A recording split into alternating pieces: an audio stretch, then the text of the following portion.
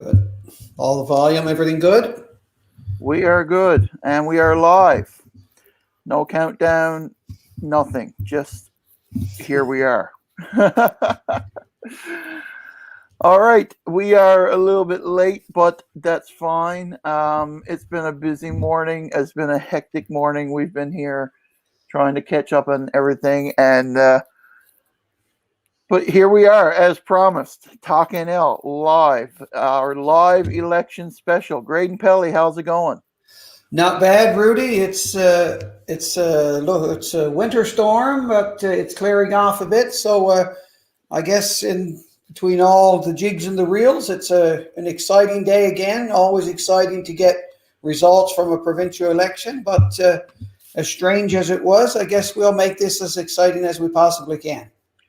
And yeah, it's been very strange. And like you said, we're experiencing some weather here as well.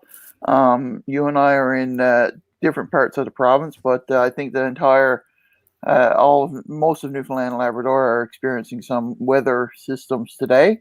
Yeah, Hopefully, it's the last storm of the year. I don't know if it will be or not, but we're holding out hope. Um, absolutely. yeah, so that's delayed things a little bit, but here we are, and I'm excited. I got to say, I've been anticipating this most of the week ever since we heard the announcement that today was going to be the day we would get the results. I've been kind of contemplating and thinking about this all morning, and I've been on Twitter and I've been looking at predictions and I've been doing my own thoughts and whatnot, and I'm sure you have as well. So, Graydon, I mean, how are you feeling now? I mean, is it kind of anticlimactic the way this has gone about, or are you as excited as you were in 2019, May 2019, when you were getting the results? No, well, today is different for me, of course, because I was not a part of the Right. candidates in this election, so that makes it quite different for me. I am excited Hmm. about seeing how our candidates do, but for myself, where I'm not on the ballot this time, that's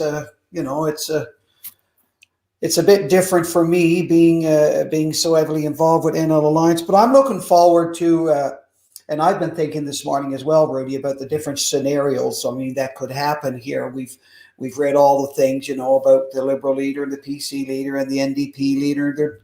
And now we're focusing on individual districts. And I mean, we've seen the news lately of, what if, what if. So I'm looking at all the scenarios, minority, majority. If a leader don't win their seat, if a, what's going to happen. So I think today, once we get the news, there's going to be a lot of thoughts then about more about the after. I mean, even right now, I'm thinking more about after the elections NL post the results on their website. What's going to happen here? That's the big thing. Yeah, and we'll be tuning in as we go here today.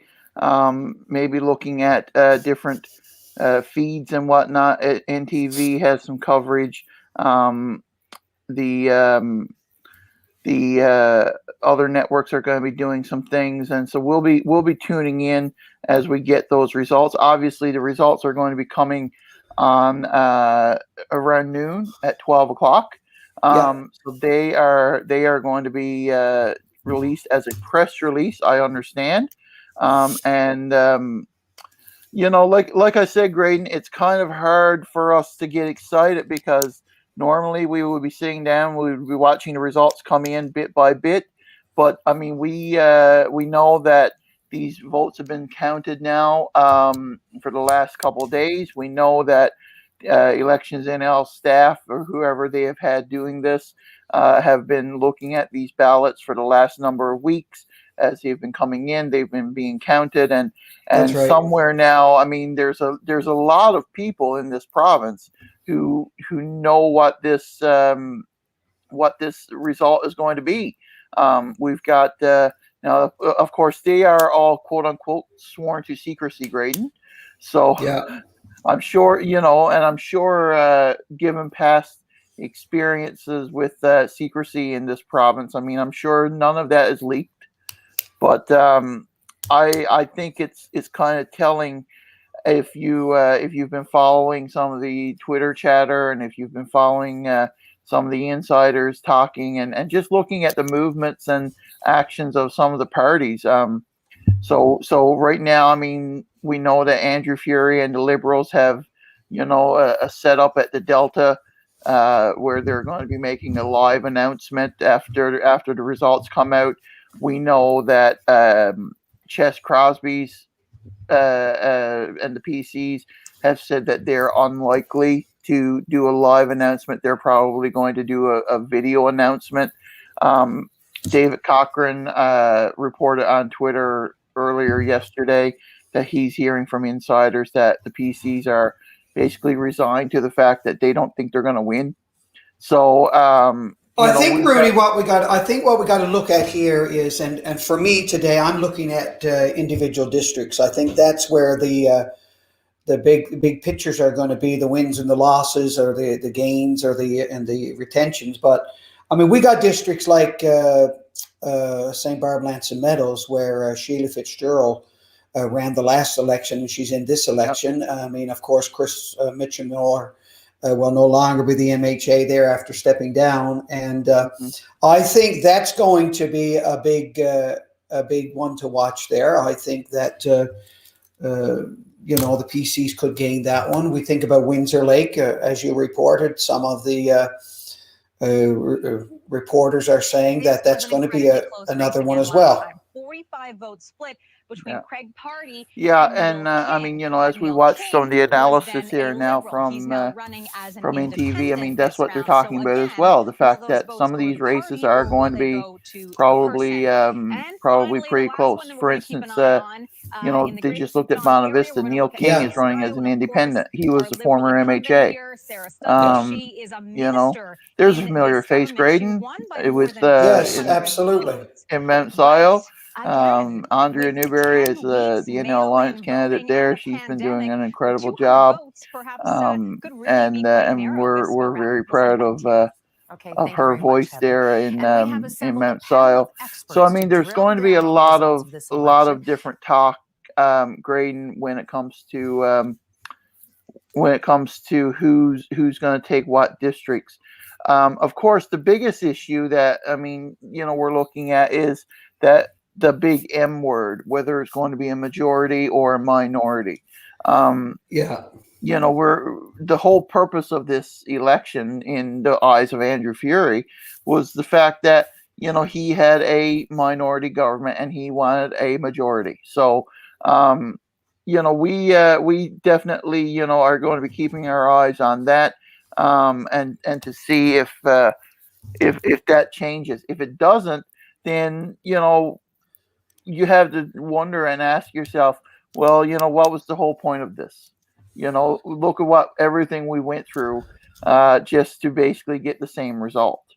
And I think the people of Newfoundland and Labrador are telling us if that should be the case, we end up with another Liberal minority government, or minority in any situation. I think the people are telling us that they don't see right now a viable political party in this province to hand over a mandate of a majority government. And I think that is very telling of the views of the people of Newfoundland and Labrador. It's very telling of the times that we are in, and how people feel about politics in the province. So personally, for me, I think this today is going to tell us a big story about the people of Newfoundland and Labrador. Yeah, and people are very apathetic.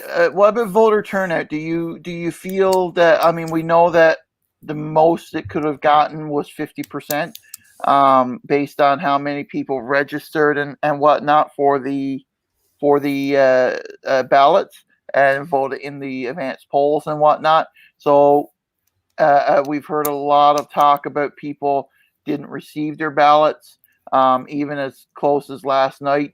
I mean, people still hadn't received their ballots. We know that it's unlikely that all ballots were returned. Mm-hmm. And I read yesterday that there was somebody walked into Elections NL because their car broke down. They just got there, and Mr. Chalk was taking ballots out of the mailbox there, and he wouldn't accept their ballot. Yeah, he wouldn't accept their ballot, and because it was supposedly a couple minutes past the deadline. So, I mean, we've heard so many stories about that. There was a story on CBC yesterday. Actually, I think it was from Radio Canada once again. Who I have to say, the journalist Peter. I forget his name. Peter. Bootler, I think his name is. I could be wrong on that. I apologize if I am, but he's done some incredible work on this election, keeping people accountable and asking questions and stuff. And so he had another article out yesterday that basically said the number of spoiled ballots are going to be incredible. Like it's going to be a huge number of spoiled ballots, which you and I have talked about in the past as well, because I mean there were so many things that played against people. You were given a line that said, you had to write down the name and the party of your vote, and whether or not people spelled that right, or whether or not they just wrote down a party name, or just a candidate's name, or just the candidate's first name. What constituted a spoiled ballot.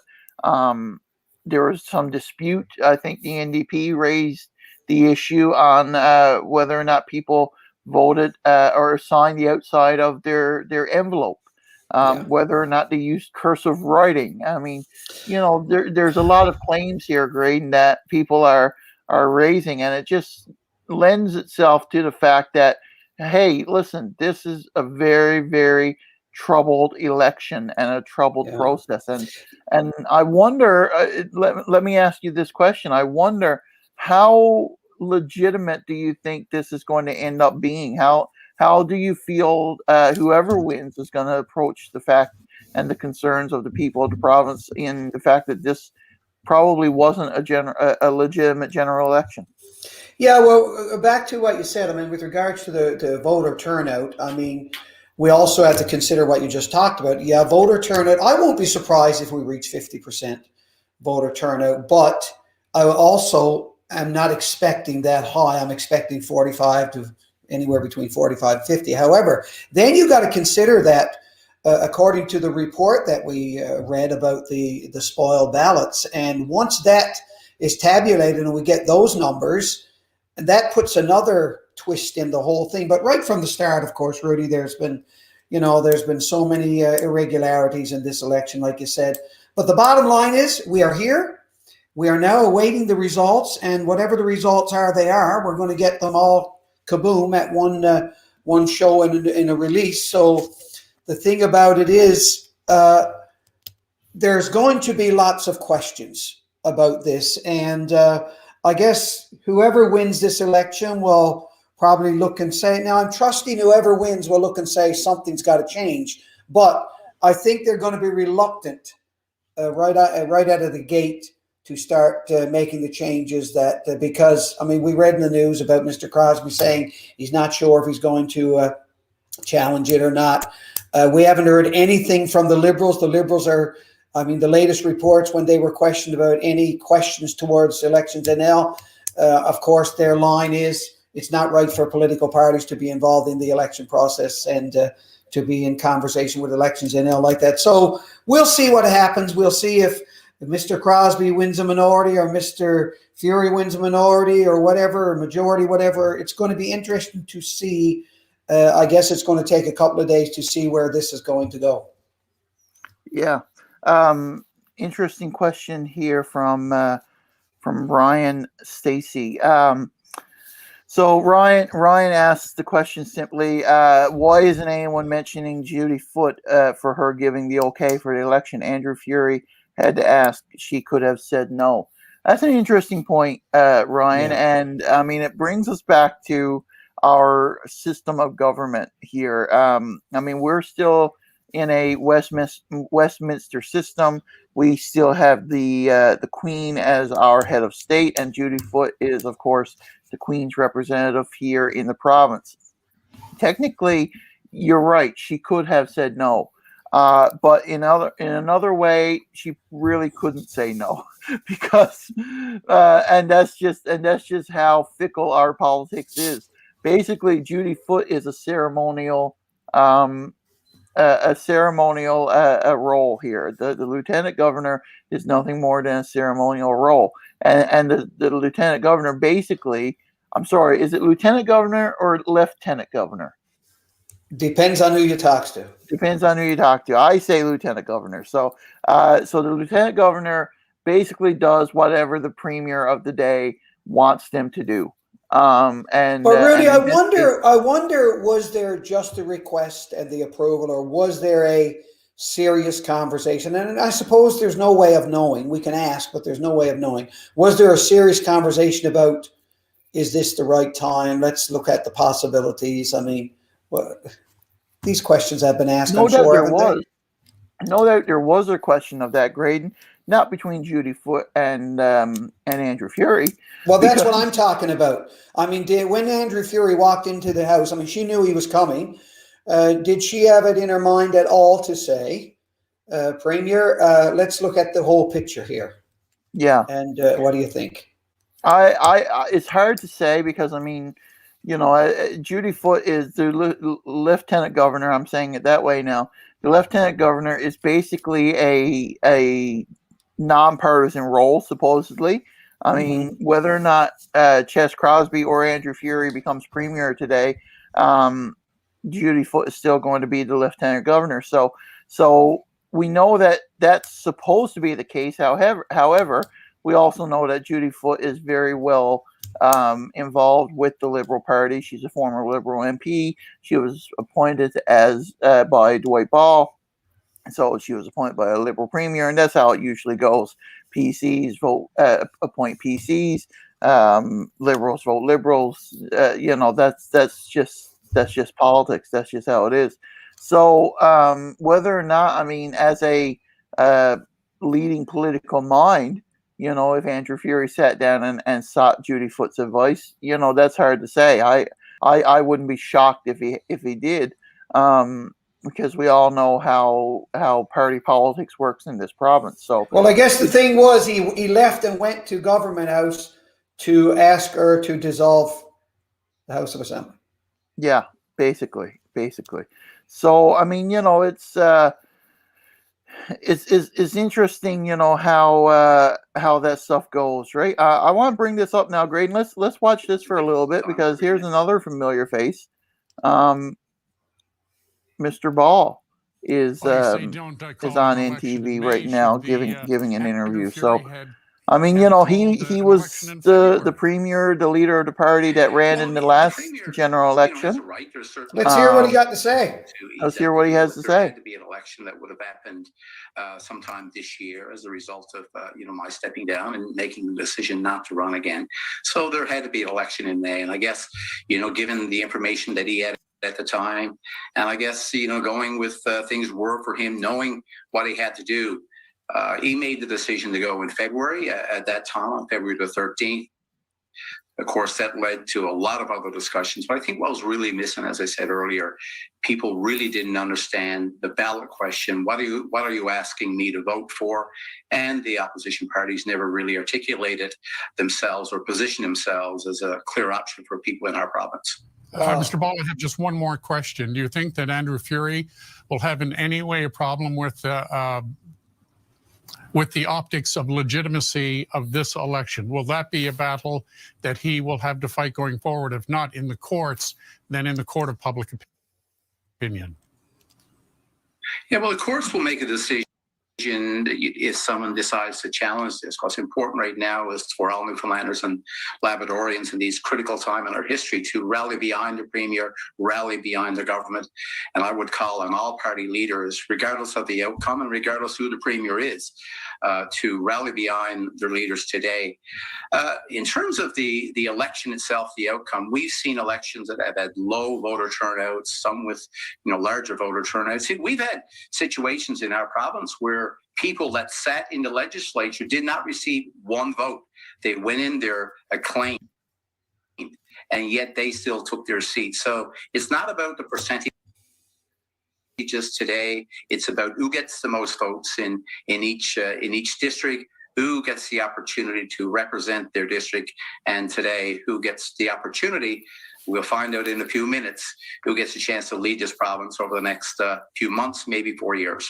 All right, Mr. Ball, we're going to let you go back to enjoy your Saturday morning coffee and watch this as the rest of the province is watching it. We'll check back with you later. I mean, yeah, that's an interesting point. The thing he said there, Mr. Ball, is urging all leaders to support whoever's elected, and you know. Yeah, definitely. I mean, you know, Graydon, this all came to fruition because Dwight Ball resigned, and of course we all know the history here. I mean, he resigned. Andrew Furey became the leader and the de facto premier. So then he ran in Dwight Ball's old district in Humber Gross Mourne. He's running there again now, this time around. And you know, it's an interesting point. I mean, Dwight just made, or Mr. Ball just made a interesting point in the fact that there probably would have been an election this year anyway. No, absolutely. Even if he didn't step down, there would have been still an election this year. If Dwight Ball was still leader, there still would have been an election. So you have to wonder. I mean, would Dwight Ball have called this election? Would he have gone this early if the polls were showing in his favors, as Andrew Furey's was? So if that's the case, I mean, you know, Dwight Ball could have been the leader here, facing this backlash to this quote unquote COVID election. So I mean, you know, it you know, but for the grace of God, there go I, kind of thing for for Dwight Ball, I guess. I guess the bottom line is it's questions and wonderings and what ifs that we will never know the end result or the end answer to. And right now, the important thing for us is to see what happens here today. We can have all kinds of questions about, you know, the election process, and but Rudy, the fact of the matter is, we have the election results coming in today. It will be what it will be, and we have to move from there. Now, it's going to be interesting to see if anybody challenges this in the court of law. It's going to be interesting. But again, like you said, I think it was on our last TalkNL, is that that's got to be done on a district basis. So I don't know how much the parties have been in contact with the individual districts, talking to candidates about irregularities and reports, and talking to people. I know that there's websites been set up for people to report what they've seen or witnessed and experienced. But right now, the election results are coming in about 6 minutes, and we got to take it from that announcement forward. Yeah. I feel like we should take a commercial break here now or something, but I mean, that's that's not what we're doing. So yeah, it's interesting. Yeah, it's very interesting. I mean, you know, and that's what you're very right with that, Graydon. I mean, I think when it comes to challenges and whether or not this stuff is going to be done in court, you know, it's going to come down to how close it is. I think, you know, if the Liberals come out, or, you know, I think, and I mean, let's be realistic at this point. I think we know that it's probably going to be a Liberal win, based on what we've heard and what we've seen and whatnot. It's probably going to be a Liberal win. If it's a minority, then that's the best case scenario, I think. My nightmare scenario here, to be honest with you, is that the Liberals are probably going to come out of this with a majority government, and that because of, you know, the extenuating circumstances that we've seen. And if that is the case, then they're going to take that and they're going to use it as their mandate and push their agenda forward. And I mean, we've seen throughout this election, all the opposition candidates are calling for, you know, the unfairness of the election and raising issues of people not getting ballots and irregularities and whatnot. We've heard from scrutineers that, you know, from the parties, that their scrutineers are raising a lot of issues about spoiled ballots and so on and so forth. We've heard nothing from the Liberals. We've heard nothing from Liberal candidates. We've heard nothing from people who are involved with the Liberal Party, who are concerned about any of this. They're just kind of taking it as status quo. But Rudy, just to cut in here, don't you like that's what I've been watching and thinking about. Has there not been anything that the Liberals could have raised as questions or wonder, or is it just that? Absolutely, Graydon. Absolutely, there could have been, but they aren't, because I genuinely feel that the Liberal Party feel that they have the best chance here for winning all of this. They don't want to come out and jeopardize that in any way. They don't want to come out and kind of shoot themselves in the foot here and say, hey, you know, there's some problems with all of this. Every time there's been a criticism of Bruce Chalk, Andrew Fury has released a statement saying that he's doing a wonderful job. So I mean, it's ludicrous here that these parties and these candidates would actually be silent on this, because, you know, I think they know what the result is going to be here. Because, I mean, you know, like I said, Newfoundland and Labrador is the worst place to keep a secret in the world. You know, if you don't know what you're doing, at least someone else does. So I mean, it's pretty obvious here what everyone is expecting. And that's going to be the worst case scenario. And Drew Brown raised it on Twitter today as well. The fact that, you know, in all likelihood, we're going to see a majority government from the Liberals. They're going to say, yep, this was a completely fair election. This was a completely legitimate process. All things were done well. Bruce Chalk did a wonderful job. And we've got a majority. We've got a mandate. And we're going to use that to govern for the next 4 years. So what about, Rudy, if they get a minority government, or the PCs get a minority government? Are the Liberals going to come out and say, we need to examine the process? Well, that's the thing. And if the PCs, by some stroke of miraculous event today, if the PCs come out and get a win here, if the Liberals come back and say, well, you know, this was a completely illegitimate process and we're going to challenge this in court, that's a pretty big about face here. And I think they would lose all credibility. You know, if they even got any left at that point, they would lose all credibility by doing that. So I don't think the Liberals are planning on that. I don't think I don't think they even have a scenario worked out for that, because they are so confident today that they're going to win in some way, shape, or form. If we have a Liberal minority, then it's likely that we're going to see a challenge in this. So I mean, it's going to be very interesting to hear. Graydon, we're 1 minute away, so I think we're going to tune in here now. Kellyanne Roberts is on NTV at Andrew Fury's headquarters. So let's tune in and see where this goes. And we're about 1 minute out from the results. So winning his seat, this is going to be exciting times. Out in Humber-Gross area. Let's go. And so from this, you know, it's been a whirlwind of 2 years, year and a half, really, at this point, you know, working through COVID-19 as the premier, and now working to this election, and in the midst of it having a variant outbreak. And so it's been a pretty big year, and I'm sure a year that no one had anticipated, especially as a new premier, with really not a whole lot of political background. And so we're going to really see the results of how this all unfolds, not just today, but going forward here. And we know there's a lot of questions around this election and the way that it's rolled out, and now coming back from it. Of course, you know, we're just moments away from these results where Andrew Fury will come down, and we will see reaction whether he does become the remaining premier, or if he will no longer lead at this point. So a lot of questions still up in the air, but of course we're just moments away from those answers. Kellyanne, before we let you go, just draw us a scene there in the room. I mean, how many people are there? And I got to ask you the question, when Andrew Fury showed up and practiced his speech, you didn't hear any of it, did you? Did they shuffle you from the room? Did you hear any of that? They did shuffle us from the room. I'm not going to lie, my ear wasn't pressed against the door or anything. I was prepping for today, but.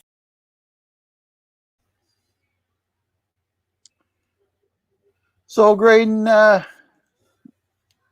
it's official here now. We have the results from Elections NL. NTV isn't showing them yet, but so in Bayvert Green Bay, we've got Brian War has come out victorious. Bonavista, we've got Craig Party.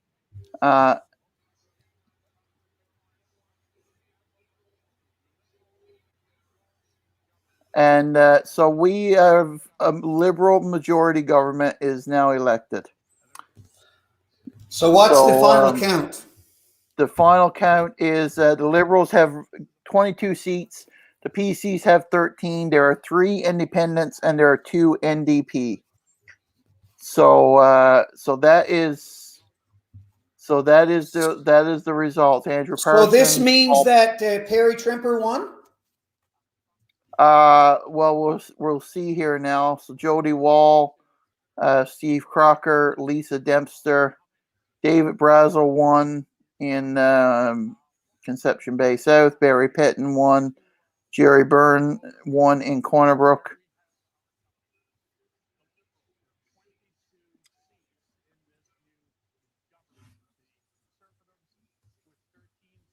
Elvis Lovelace, John Hagee, Chris Tibbs, Pam Parsons, Helen Hottenheimer. So Eddie Joyce is reaffirmed.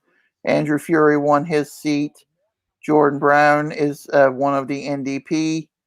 Perry Trimper won in his. So did you say the NDP had 2 seats? So the NDP have won 2 seats. Yeah. So who lost? So let's see. Derek Bennett, Lucy Stoyles won. Also, so they picked up Jim Lester has lost his seat. Wow. Paul Lane won his. Sarah Stooley won in Mount Sile. Sherry Gamden Walsh won. Jeff Dwyer won. So being at Sam Senior in Mary's in Placentia West, that's a big one. The Liberals won St. Barb, Lansing Meadows. Yeah. So Krista Lynn Howell. So Scott Reed won. Jim Din is one. Big story, Rudy, big story. Allison Coffin has lost her seat, Graydon. Ches Crosby has lost his seat. Wow. Okay. So this is huge. So Allison Coffin lost her seat. Looks like Siobhan Cody won. Tony Wakeham. This is very exciting, Graydon. So Terra Nova, Paul Din won in Topsail Paradise. Layla Evans won. So that's a big one there. Bernie Davis is back. Tom Osborne won. No shocker there. John Hogan has beaten Ches Crosby. Wow. By 500 votes? Wow. So I mean that's huge. That is huge here, Graydon. So we have only 13 seats now for the PCs. And we have 2 parties without a leader. So it's a gain of 1 and a loss of 1. A gain of 1 for the Liberals, a loss of 1 for the PCs, isn't it? No, it's a gain of 2 for the Liberals. Oh yes, sorry, gain of 2. That's right. Yeah, it's a gain of 2 for the Liberals. So I mean, this is some big news here now, Graydon. It's going to be very interesting to see how this plays out. So basically, the switches here are Ches Crosby losing, and Perry Trimper winning. Those are Allison Coffin obviously losing. That's a big one. So yeah, go ahead, Graydon. What were you going to say? So I guess what they're going to look at now, and Andrew Fury now can go out to the media and go out to the people of Newfoundland and say, well, this was an election about leaders. I was the only leader that won their seat. So he's got quite a bit of ammunition there now. He does. I mean, he's got, this is obviously a best case scenario for for the Liberals. Honestly, Absolutely. this is absolutely a huge deal for the Liberals, because they've got a majority government. They've defeated two of their leaders. They're going to take this as a huge win. Rudy, what was the voter turnout? I didn't get to see that. Did they talk about I voter didn't turnout? either. I didn't see that either, Graydon. I don't think there's been a release or anything on that yet. So Jordan Brown won. So Nick McGraw or did not, came in third place there. So that was a big one. Perry Trimper winning in Lake Melville. That's a big shocker. I mean, people thought that Shannon Tobin was a shoe in there, but I mean he beat out by a large margin, Graydon. He did. And you know what? We had this conversation, and I remember saying to you that Perry Trimper was. It looked to me like Perry Trimper could take this, because what we hear on social media are just a select few, Rudy, and once you get on the ground where Perry Trimper was, and he talked about it, that he had a good chance. He felt he was strong there, and I guess today proves the story. Yeah, and the other story is Mount Pearl North. I mean, Lucy Stoyles beating out Jim Lester. That's the other loss for the Liberals. So I mean, basically, the two seats the Liberals picked up here was in PC territory, and the NDP. So I mean, they lost Perry Trimper because he went as an independent. That's but they right. picked up 3 more seats because they beat Ches Crosby, they beat Alison Coffin, and they beat Jim Lester. So that gave them the majority. Paul Lane, I mean, winning, that's not a big shocker there. Sheila O'Leary came in behind Damien Follett in that's right. in Mount Pearl, in Mount Siles. So I mean, people thought that she was going to pull out a win there as well, but looks like Damien even beat her there. Sherry Gamden Walsh beating out Kelvin Manning by a couple hundred votes. Yeah, is a big thing. that was a one to watch. They were wondering about that one. Yeah, and Placentia West Bellevue. I mean, here's Jeff Dwyer being out Sam Senior, a well-known Liberal, a well-known mayor for years and years and Absolutely. years of Marystown. I think even before the election was announced, Sam Senior had a garage full of signs. So I mean, shows you there. This is a big one here, Graydon. St. Barb, Lansing Meadows. I mean, yeah, I think the PCs were actually pretty confident and hoping for an upset here and taking it from the Liberals, but it was a close race. It was a close race, race. And now we've got to ask ourselves what happens to Sheila Fitzgerald, because I mean, this is twice now that she made a run for this. She's quit her job, and she's lost again. So you've got to wonder now what's going to be the story there, and what's next for her, if she's going to hang up her campaign boots and try something else, or what. Scott Reed, I mean, is the Speaker of the House. He won by a fairly clear majority there. Jim Dinn being out 2. I mean, Robin LeGros Graydon with 533 votes. I was surprised with that, actually. That's a poor showing in my mind, to be honest with you. Jim Dinn obviously being out, Jim Hickey, but I mean, this is a huge one here. Alison Coffin losing to John Abbott. That's I guess let's park there. So what was the difference there, Rudy? So not a lot, less than 100 votes, it looks like. So it's going to be interesting, Graydon. I think this is not the end of this. We have not seen the end of this by far. A lot of these things are going to be challenged in court. You've got to wonder if some of these things. I mean, Tony Wakeham beating Kevin Aylward, a former Liberal leader. He beat him handily too. He beat him handily as well. Yeah. Paul Dinn, it wasn't even close. Layla Evans, it wasn't even close.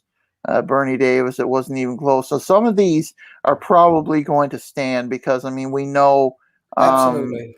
We know that this is obviously a clear win, but when it comes to some of these less than 100 votes, I think you're going to see some challenges. I think you're going to see some court challenges on people. They're going to try and find whatever they can find to get this.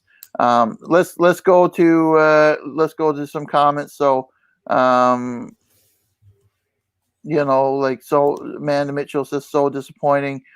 She obviously wasn't pleased with this. Sad day for Newfoundland and Labrador. And I can't think people are basing that now on bring on the Green Report now. Let's see what we all expected, and let's see where this Liberal government goes. Next Saturday we've got the Green Report. To be honest with you, I'm just scrolling up here. I wonder, Rudy, when the Premier now is going to want the House of Assembly open so his candidates and everybody can be sworn in, so they can move forward with this. Well, they passed an interim supply bill. Someone asked about Lewisport, so it looks like Derek Bennett beat Rhonda Lee Sims again, yes, quite handedly as well. So I mean that's another run, a second run for her, and there she ran in the last general election as well. So Graydon, they did pass a $2 billion interim supply bill, I think. It's good till May. It's good till May. So, I mean, definitely, it's going to be interesting to see when we get that,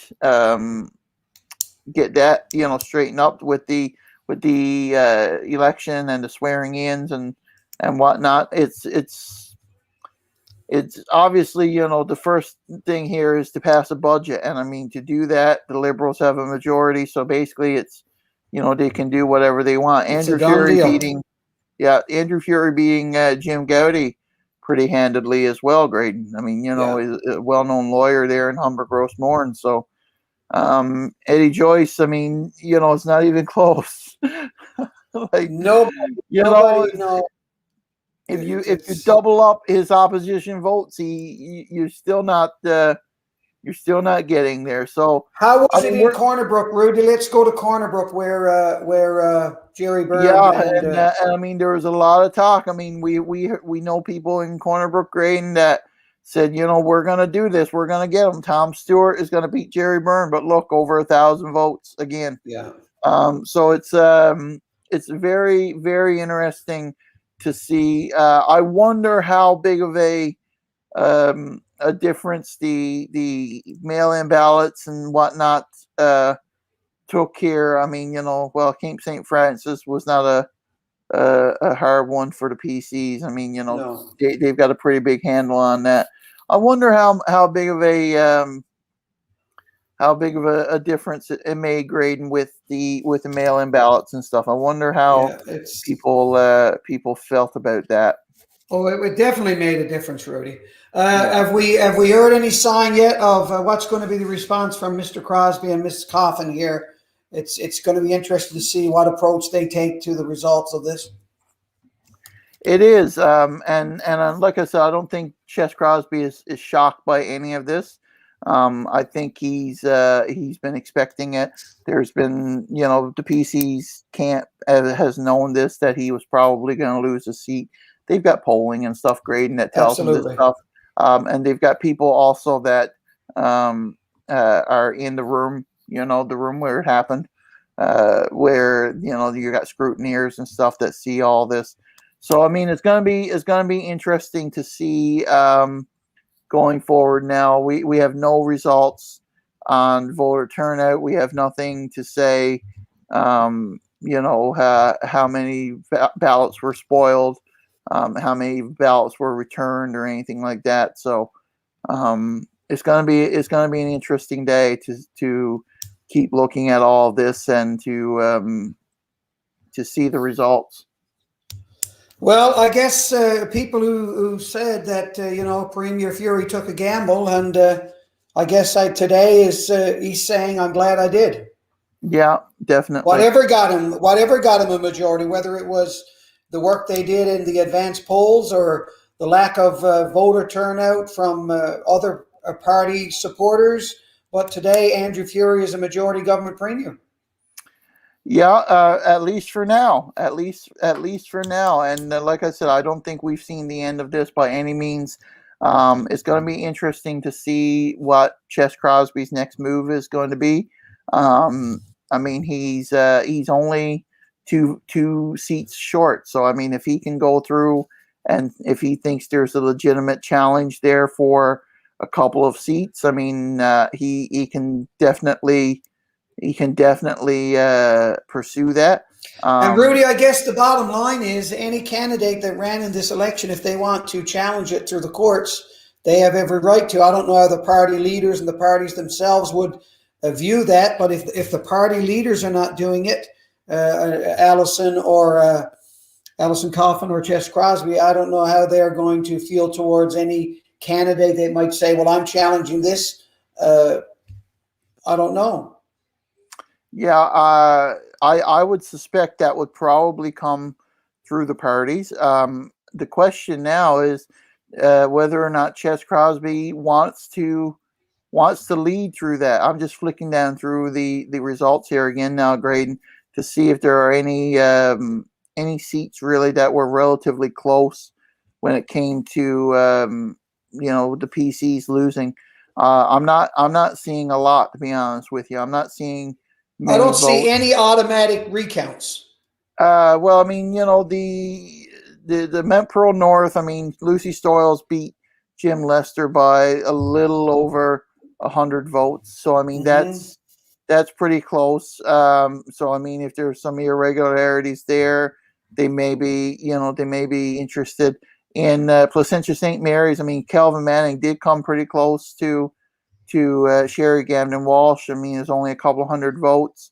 So I mean, but then at the other end of that, I mean, you've got to ask yourself whether the Liberals are even going to want to challenge some of these. I don't suspect they will. I don't think they'll go down that rabbit hole. Why would they? Why would they, Rick? Exactly. Put that responsibility on someone else if it's going to be challenged.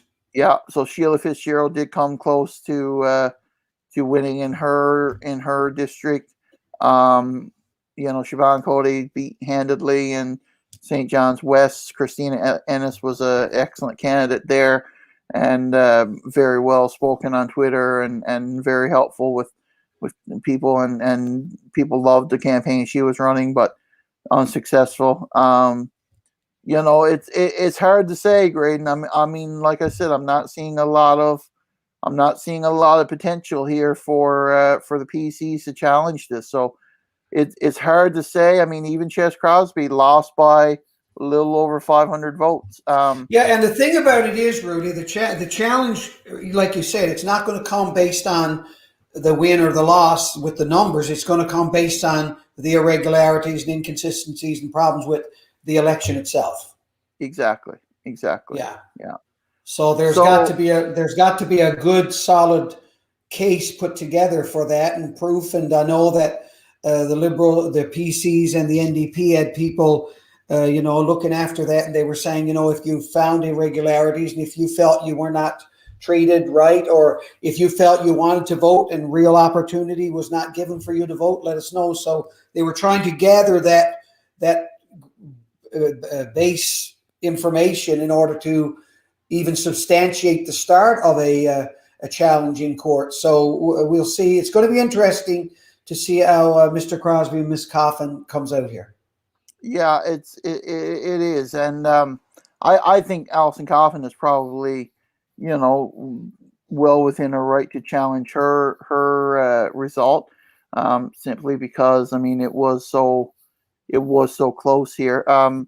Before we leave, Graydon, let's just check down through Twitter to see if there's anything. I'm sure you've already been looking, but we're going to hear a lot coming out of this over the next day or today and over the next couple of days, and I suspect even weeks. I don't think, if you're electioned out, then it's going to be it's going to be a hard time for you for the next couple of days. Absolutely. Yeah. So that is that. I mean, so that's the result, and And like I said before it came out, I think this is kind of the Liberals' dream here. This is their dream come true. This is what they wanted. Graham Downey Sutton is on Twitter right now calling for a new NDP leader already.